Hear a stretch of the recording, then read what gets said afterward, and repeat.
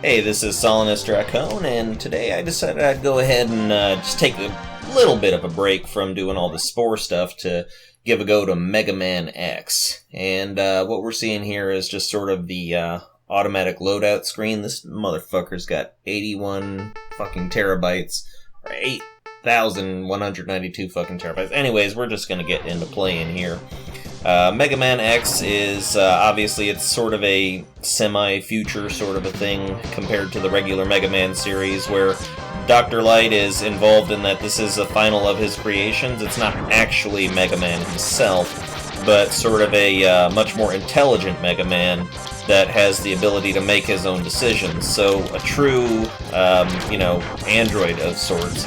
And I just thought I'd go ahead and give it a little play, because it's one of my favorite games on the SNES, and just see how far I can get in one episode here. I do other games like Mega Man 2 and such, so that sort of thing I could expect to put forth.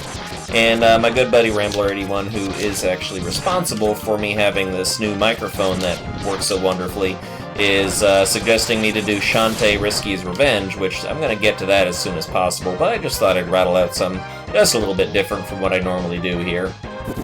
And, I also got a couple danks for this game. I'm probably going to be taking on a couple of the bosses there with just the Buster. I'm not trying to, do a challenge run where it's all Buster all the time, but, the bosses that I tend to like to do, just in the order that I do them, simply for the purposes of getting the capsules, I can easily handle with the Busters, so that's not going to be a big issue.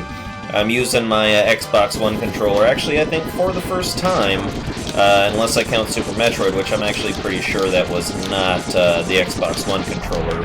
I think that was like a Logitech or something else. In any case, if this is the first time I'm using the Xbox One controller on SNES 9X, then good times. So, we're just going to kind of cut through these little motherfuckers in front of us here. I previously have done a Mega Man X run-through, but that was before I started to do stuff with Open Broadcaster and actually recording voiceover. So it's this one's definitely going to be a lot better, a little bit less primitive than before. So, I'm just hoping to have a little bit of a good time with this. Look, that asshole nearly fell off. So, alright, cool. You want to kind of get rid of these car guys here. And just running through the scrapyard. Once you've actually blown them up, those cars will keep on going forever and not be a problem for you. Second stage of them is they kind of just sit there broke down, and I might as well demonstrate. Now the car, I'm going to try and be a little bit more circumspect. So, okay, stage 1 is just killing the robot, and stage 2 is the car just sits there slamming its shit, and stage 3 is dead. So, alright, now this is Vile. He's sort of the asshole, kinda always boss that's going on here, and stage 1, with this opening intro stage, you kinda have to lose, so I'm not even gonna try. I'm not even gonna try here. Once he gets you down to about this far of the health, he's actually gonna actively avoid trying to hit you, and just stun you with one of those fucking things. Worthless piece of scrap metal, did you think you could defeat me? And this is one of the most badass intros in gaming. Motherfucking Zero. With a half-charge Buster shot, he fucking knocks this guy's arm off. You can only hope to be as cool as Zero. I guess I'm not powerful enough to defeat him. X, you shouldn't expect to defeat him. He is designed to be a war machine. Remember, you have not reached full power yet. If you use all the abilities you were designed with, you should become stronger. You may even become as powerful as I am. Chuckle, chuckle, chuckle. I'll scout ahead and collect as much information on Sigma's fortress as I can. I'll meet up with you when you get there. See you later. And I'm trying to emulate some of the terrible acting from Mega Man X4 here. I think everybody's aware of that one by now. Alright, so useless little screen. So, okay, pretty much almost mandatory for my first time or just the first boss, is going to be Chill Penguin, because in his stage is where you get the boots upgrade, and, you know, I kind of want that. That's going to be one of the most important things to get, so yeah, you want to probably go for the Chill Penguin stage first.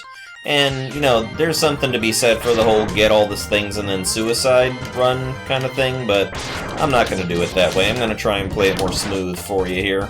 I say as I'm getting trounced by this lumberjack bot and these bunnies. Kind of interesting to see a robotic bunny. Like, what's the point of that, right? Why would they make such a thing? I see the point of these wasp bots dropping bombs everywhere, but robotic bunnies? I don't get it. I'm just going to see how far I can get in a roughly 20 to 30 minute time span here. Just trying to see if I can outlast the pizza guy coming out. I'll probably go for killing the Chill Penguin and the Sting Chameleon, and call it a day for this particular episode here.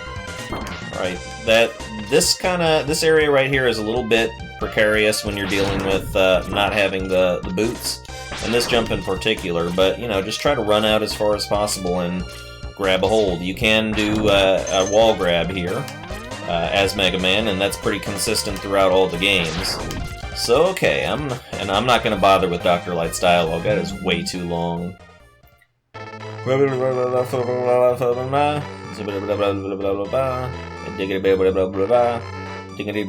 Come on, we're fucking sentimental old man. Alright, there we go. Alright, got our special, powerful boot upgrade. Yeah! Alright, and that's kind of how I play my game here, and that's going to be a little bit challenging to manage on this controller. I'm used to a more fluid controller. I usually use my PlayStation 1 controller plugged in through a USB adapter here, so it's a little bit interesting to play on the much more bulky Xbox One controllers, but I should be able to manage okay. It's all about keeping the charge button held down. So, alright, yeah, just power armor my way through all this shit here. Just sort of do a sliding A to B, and that's about as useful as that armor is on this stage. Isn't it fun? Alright. Fucking snowballs, man. And I used to think that the snowballs were thrown by those machines. They're not. They're just rolling snowballs that exist. They really kind of stretched their legs out a little bit with the SNES. Graphics are, you know, definitely a lot more interesting than they were in the previous series. And of course, you've also got just more certain type of obstacles that they're doing. Obviously, with some of the more recent 8-bit style Mega Man games, they're working with a lot more resources, but anyways. So here's how I handle this guy. Just release a charge shot every once in a while. There's nothing you can do when he does that slide, but jump to the edge of the room by holding down the... when you hold down the dash button, then you can get a little bit more sort of a jump, and you gotta hold it down in the proper timing, which... God, stop the slide, bro. Yeah, Chill Penguin's not hard to do with just the Buster. Come on, come on. Yeah, there you go. Yeah, this guy's chump. He's a chump. I'd say... Oh, let's just pellet him. Fuck you.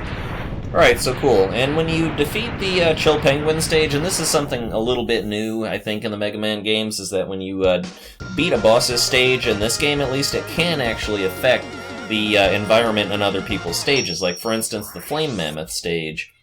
They have normally lava floors, but after you defeat the Chill Penguin, it actually completely freezes over all the lava floors, so that'll make your job a whole lot easier when you're taking on the Flame Mammoth. So, cool, that's a win. Now the next one I usually like to go for is the Sting Chameleon stage, simply because, you know, that's where the next bit of upgraded equipment is. And this is about kind of sort of where I'll be starting to follow just a more logical progression with boss weapons that hurt each other, you know, doing the usual Mega Man chain of you beat this guy, his weapon hurts this other guy, and you know, then you've got your chain set up. So, you know, these two guys I'm doing Buster style, but from here on out it's pretty much going to be boss weakness weapons, because I'm not in it to do a challenge run, you know, I'm just in it to have a bit of fun and, you know, play a game with y'all. Okay. Now, there's an interesting mechanic in this stage, too, where if you go through that area below, you got all sorts of rumbling and blocks falling, and that's because this guy up here is doing his thing. Now, you can only hit him on the head, but when he extends out his arm, you can actually jump in front of the arm and damage him that way. Now, there's the schools of thought where just do nothing but charge Buster shots, and then there's the school of thoughts that just hammer in some regular shots, and, you know, you're not doing it wrong either way. This guy will kind of track you, sort of if you're far enough away he'll be throwing his arm, but if you go further, then he's going to stop doing that. Now, gosh, doesn't he just remind anybody of Otto? Does anybody else think that this guy looks like a modified Otto from Mega Man 7 and 8? I don't know, I think he does. Anyways, you know, as he starts to huff and puff and steam, that means he's getting a little bit weaker. So, just, you know, lay on the damage there. Don't falter. He's kind of stuck in a loop here, it feels like. Whoop, whoop, whoop, whoop. Easy now. There we go. Probably getting all sorts of clicking and clacking from the Xbox control. Thumb's getting tired. This is a very thumb-punishing boss. I might almost want to bait him into throwing the thing. There we go. Bam. Get wrecked. Alright, and so the second pod opens up.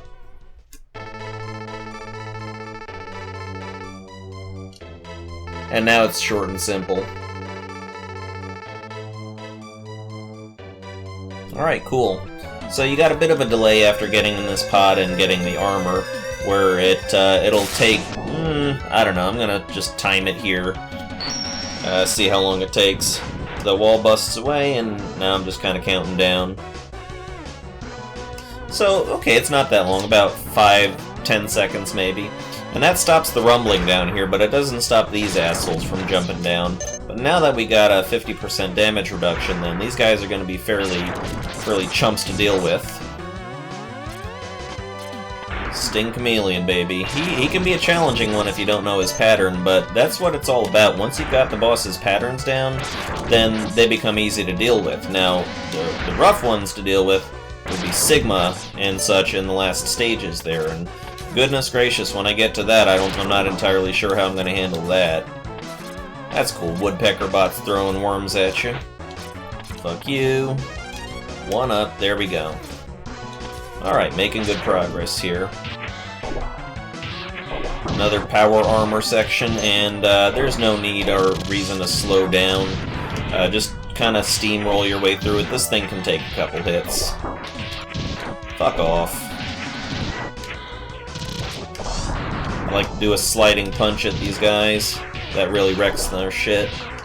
Alright, cool. Time to go up against the Sting Chameleon.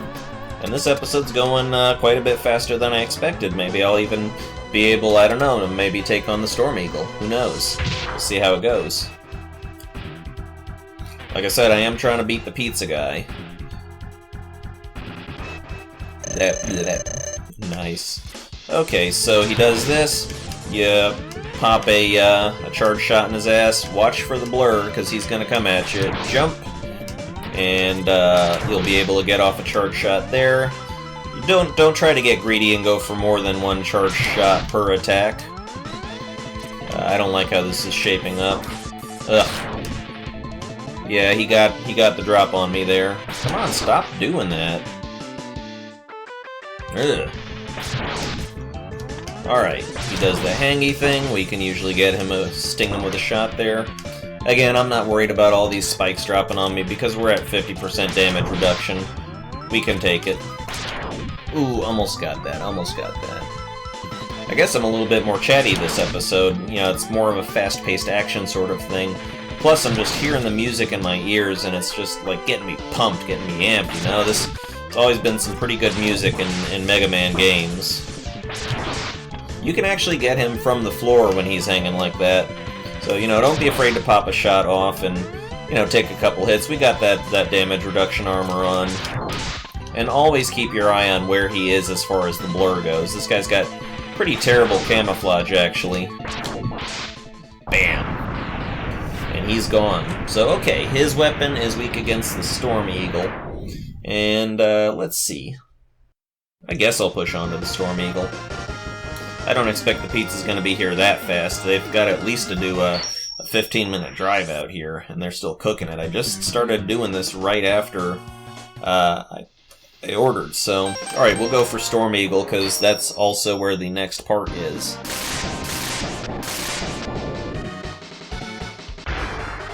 This is a pretty cool boss. He's weak against the Chameleon Sting, but he's also pretty weak against regular charge shots. It's just easier to hit him with the Sting.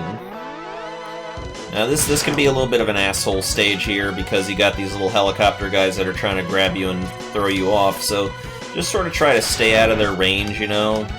Go a bit to the right, a bit to the left. And actually, when you get to the apex here, you want to do a Hail Mary jump, and you get yourself a heart container. Every stage has a heart container. In this game, there are some stages that do have a capsule and an energy storage tank and a heart container.